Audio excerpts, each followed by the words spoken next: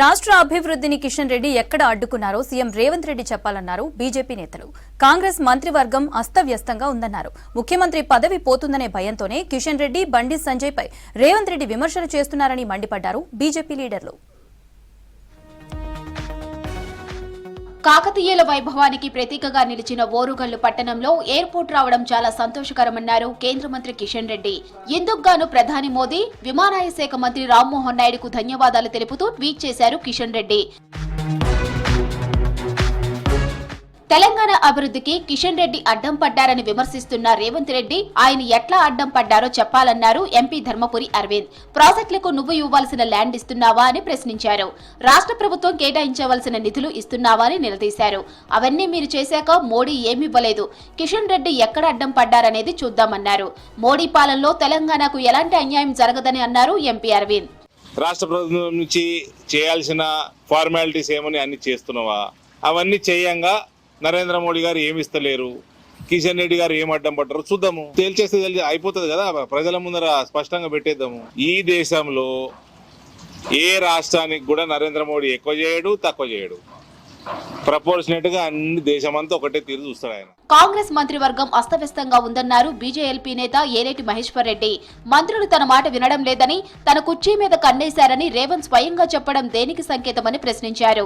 Uttam Kumar Reddy, Ponguleti, Bhatti విక్రమార్కకు CM కుర్చీ మీద కన్నుందని అన్నారు. వచ్చే డిసెంబర్లోపు ముఖ్యమంత్రి మారుతున్నారని చెప్పారు మహేశ్వర్ రెడ్డి.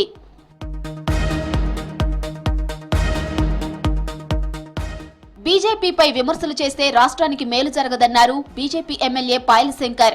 రాష్ట్రాభివృద్ధిని కిషన్ రెడ్డి ఎందుకు అడ్డుకుంటున్నారని ప్రశ్నించారు. రాష్ట్రానికి ఎన్ని లక్షల కోట్లు తెచ్చామో పుస్తక రూపంలో బీజేపీ ప్రచురించిందని చెప్పారు. విమర్శిస్తే రేవంత్ పై వ్యతిరేకత పోదన్నారు పాయల్ శంకర్. కేంద్ర మంత్రి కిషన్ రెడ్డి గారి మీద, అదేవిధంగా బండి సంజయ్ కుమార్ గారి మీద పదే పదే విమర్శలు చేయడమే పనిగా పెట్టుకున్నారు. టీఆర్ఎస్ పార్టీ కన్నా భిన్నంగా ఈ రాష్ట్రాన్ని పరిపాలిస్తారేమని తెలంగాణ ప్రజలు మీకు అవకాశం ఇచ్చారు. ఈరోజు అడగగానే ఈరోజు దేశ ప్రధానమంత్రి మీకు అపాయింట్మెంట్ ఇస్తున్నాడు, మీ రాష్ట్రానికి ఏం కావాలని అడుగుతున్నాడు. ప్రమాదం జరిగిన వెంటనే క్షణాలలో ఒక ప్రధానమంత్రిగా, ముఖ్యమంత్రిగా మీతో మాట్లాడిండు. దీని బట్టే మీరు అర్థం చేసుకోవాలా కేంద్ర ప్రభుత్వం మీతో ఈ రాష్ట్రానికి ఎంత గొప్పగా సాయం చేయడానికి ముందుకొస్తున్నదో.